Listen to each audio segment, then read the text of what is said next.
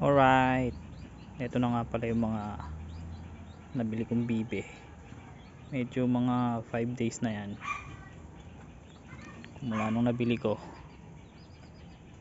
So ito ang magiging kakain ng mga susukong problema.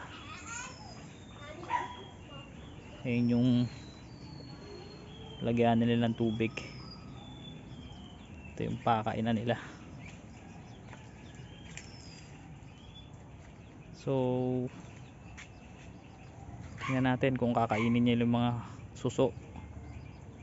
Problema ko. Medyo mabilis silang lumaki. Ayan, nakakatuwa lang. Basa sila kasi kakaulan lang. O look, oh.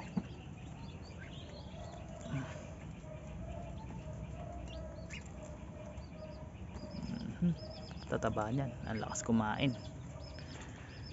Dudurugin ko pa yung suso, tapos ipapakain sa kanila. Ayan sila, oh, lakas lumaki.